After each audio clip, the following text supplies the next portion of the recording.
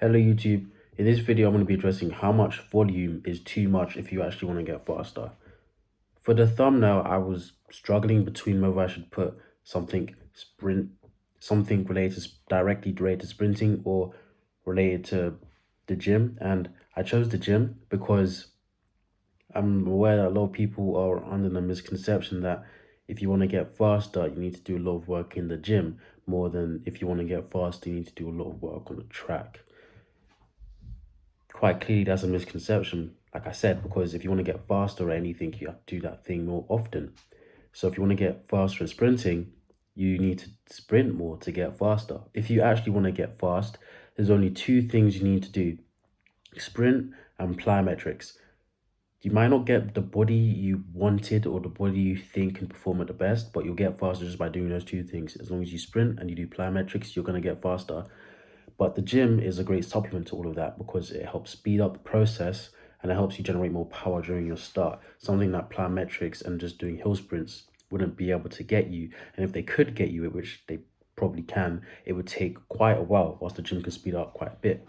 Which is why people always go a decent load for sprinting, but an obscene amount in the gym. And this is wrong. But that doesn't mean that there aren't people who do an obscene amount of sprinting and plyometrics and other stuff like that too. So I'm going to go over that too later on in the video. But the main thing I'm going to focus on in this part is just the gym. So depending on what part of your season you're in, that should really determine the amount of volume you're doing in the gym, as well as not just the volume, but the type of work you're doing. For example, during your off season, you can do a lot of heavy lifts and you can do high amounts of volume. As long as you make sure you listen to your body, deload when you need to, and try not to get injured, you're going to be fine. Just get through your off season, just fine, build your base, then get ready for your preseason and your actual season. But as you get closer and closer towards your season, you're going to want to start to do more explosive work. So you're going to want to, and to do more explosive work, you're going to have to decrease not just the load, but also the reps and as well as the sets. So that's going to end up decreasing the amount of time you spend in the gym.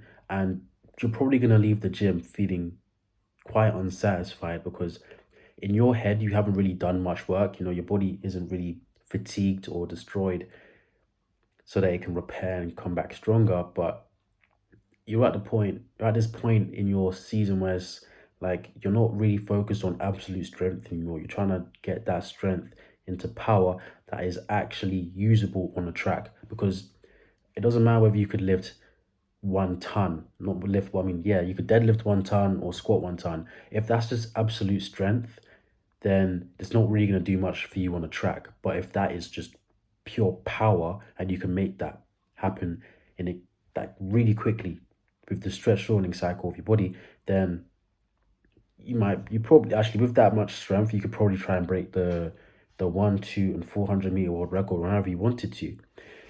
But if that's just absolute strength, then now think of someone like Eddie Hall. You've seen him. If you haven't seen him, go Google him. He doesn't look like a sprinter at all. And if you just put him on a track, he wouldn't be a very fast person, but he's extremely strong. We don't want to be extremely strong. We want to be extremely powerful and fast. That's the goal when we're in the gym, which is why during our off season, that's the only time we should be focusing specifically on absolute strength, if we do at all. As we get later into the season, we want to convert that absolute strength into power. The reason why we have to decrease the volume to do this is because your CNS can only take so much of this type of power training. It's quite taxing. Absolute strength training is quite taxing too, but your CNS can take maybe a slightly bit less of that work than normal, especially when you consider the fact that you're sprinting. If you wasn't sprinting, you could up the ante to some level similar to what you'd have in your off season. But if you are planning on sprinting, you do have a season, it's not really going to work. And another problem, which is the reason why you have to decrease the volume, is doing power training, like really explosive work. It is very easy to injure yourself. It's easy to injure yourself whilst you're doing absolute strength training, like squats and deadlifts. But as long as you warm up properly, you build up in a safe manner for your reps and sets, you're probably going to be fine. If an injury does occur, it's probably not from that specific workout, but more from an injury that you've been ignoring that was building up over a while, purely probably because you've been overtraining, you haven't deloaded. Power, when you're doing power training, the same thing can happen, but it can happen at a much faster rate to the point where it's like you can't really react, which is why when people tend to pull their hamstrings or their quads or any form of muscle whilst they're sprinting, it's because it's kind of hard to know that this is going to happen. It usually happens because you've increased the load too quickly. You haven't built up over a period of time to increase the load. And your body, because it's been so quickly thrown into this new world, it hasn't really had time to adjust, and it's broken and it hasn't gotten time to fix itself before it was broken again.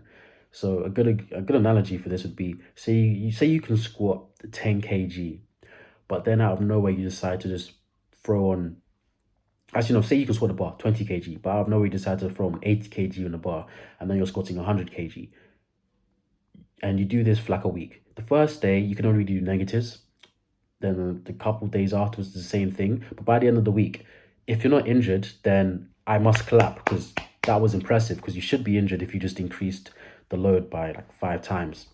It's the same thing here with the gym when you're doing power training. It's so much easier to get injured because whilst the weight has decreased, what's important isn't the weight on the bar, but how quickly you manage to move the weight on the bar. So let's say you're doing squat jumps or straight leg jumps with weight on your bar. It's not much, like 40 kg. What's important isn't the weight on your back, but it's how high you get. Because the higher you get, the more power you've produced to make you go that high. So for example, let's say with 40 kg, you can only jump 1 inch, but then next week you're more explosive and you keep up that explosivity, and then you're able to jump 4 inches with that same weight. You're gonna have to decrease the you're going to have to decrease the reps to try and keep it really low, because whilst the weight hasn't changed, the amount of power you're producing has. So in effect, the volume has changed as well.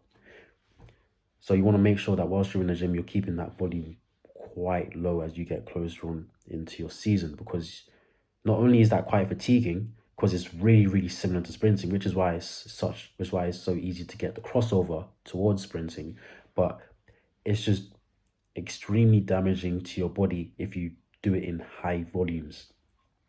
To make sure you stay safe, a good way to do it would be, if you don't really understand how your body functions, it would be to try and do the work and then feel uncomfortable with the amount of work you've done, feel like you've done too little until you've reached a point where like you understand your body enough, or you've built up to a certain volume where you can be like, okay, this is safe. If I go up a bit more, I'm probably going to injure myself.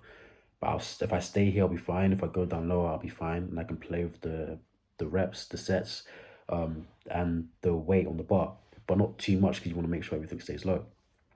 That's just the gym though. The real problem tends to come when you move over to sprinting, because if you had a problem whilst you was in the gym, if it doesn't show up in the gym, it's going to show up whilst you're sprinting, which can be a bit confusing, which is why you want to make sure you keep the volume low as you get closer on into your season.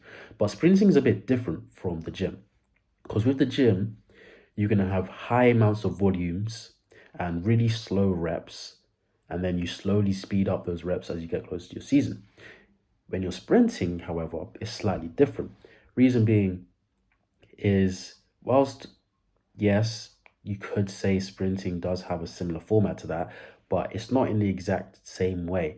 Because if we just look at, let's use speed training, for example. If we just look at speed training, you start off with a small amount, and then the closer you get to your season, depending on whether you have a race or not, you're going to most likely be increasing the amount of speed work you do, or it's going to be the other way around. But where you're decreasing the amount of speed work you're doing, though I wouldn't know why you'd be doing that, because speed work should be your main focus. But you should be starting with a small amount of speed work in the off season. Not a small amount, but it wouldn't be as much as you'd be doing later on in the season, and then you slowly build up.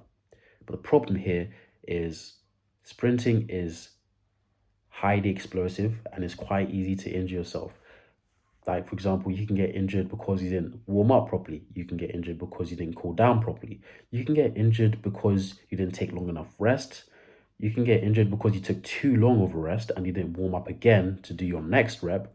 Point is, with the gym, it's a bit easier to tell when you're going to get injured. With sprinting, it's not. And you can get injured quite quickly, and it can sometimes come out of nowhere. There's always when you get injured, a central point of focus of where this injury came from. But if you don't know where this point of focus is, all you can do is try and recover and prevent this injury from happening again. But you can't maybe change what caused this injury, which is unfortunate. But as you get more used to sprinting, you should be able to tell what these problems are.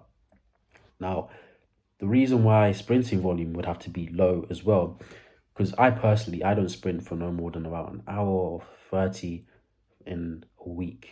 It's like I do 6 days of training and I sprint an hour 30 each day at most. Sometimes it's just an hour, sometimes it's even less. The reason I keep the volume so low is because of something I've been saying quite frequently in my videos, which is your CNS doesn't see what you, well, I haven't said this specifically, but your CNS doesn't see what you do, it learns what you do. And what I mean when I say that is, when you're sprinting, you see the fast times, you don't see the slow ones, or you choose to ignore the slow ones. You choose to focus on the fast ones because in your head, you're like, okay, this is what I care about. I care about the fast ones, not the slow ones. Your central nervous system, on the other hand, though, it sees, well, it doesn't see, it feels everything you do. And as it feels it all, it doesn't discard all the slow ones and focus on the fast ones. It looks at them all, bundles them all together, and divides them by the amount you've done. So let's say you do 10 reps of something and you divide that your CNS is going to look at the times, divide that by 10, and say that's how fast you want to be sprinting. So it's going to make you that fast. So if that requires you to slow down, it's going to slow you down. If that requires you to speed up, it's going to speed you up. Though that is going to take a slight bit of time, but it will speed you up to accommodate that time, which is why you'll see that if you're sprinting, a couple of things tend to happen. So you'll either hit a time and repeatedly getting times quite close to that time, or you'll hit a time and then your times will slow down, or your times will just be quite erratic between a range where they just keep bouncing apart. So let's say you could sprint 100 meters in an 11.5 at your best, hand timed, but you get 11.5 once, and then you get 11.6, then 11.7, then sometime between 11.55 and 11.65. The point is the time just bounce around. This is because your CNS isn't actually looking at your fast times, it's looking at your times in general. So this is why you want to keep the volume low, because if you keep the volume low and you just focus, just let your rest occur, and you just focus on each and every single rep like it's your last and it's going to be your best one, you're able to produce each of your reps at their maximum. So your body would be able to just divide that by the amount and see, oh, okay, he wants to move faster, or she wants to move faster. Let me make them faster. And that's how you get faster. Because I don't really do much volume, but I've seen my times get lower and lower and lower. Hand timed, obviously, so it's not really official, but I have seen my times get lower and lower and lower. In fact, recently I saw my time drop down by 0.3 when point slightly under 0.4 actually, when before my time was like obviously 0.4 higher, and it was literally like a day afterwards. The point being is my volume was low, but I was moving really quickly with every single one of my reps. And if you really want to move quickly, another thing you can do is overspeed training, which is absolutely great because your body can't tell the difference between when it's running on a flat and when it's running down a hill, or when it's being pulled forwards, but your body will naturally fix this form to be able to do that. So if you want to really get faster, don't focus on the volume, because sprinting isn't like hustle culture or anything like that, where the more you do, the better you're going to become. Well, that is the case. The more you do, the better you can become. But it's not going to be, okay, let me do a lot today, a lot tomorrow, and the day afterwards, and then I'm going to get faster. It's let me stay consistent over a long period of time with low volume but high intensities, and I'm going to get faster, extremely fast, like to the point where it's like you almost feel like you haven't done the work necessary to deserve the results you're getting. Your body will do that to you as long as you keep the volume low, but you stay consistent. Because in sprinting, the main thing isn't the volume, but it's staying consistent and working on your form and trying to be as fast as possible with everything you do. As long as you maintain that, you're going to get much faster, and it'll be so fast that you'll be surprised that you even pulled that off. That's me.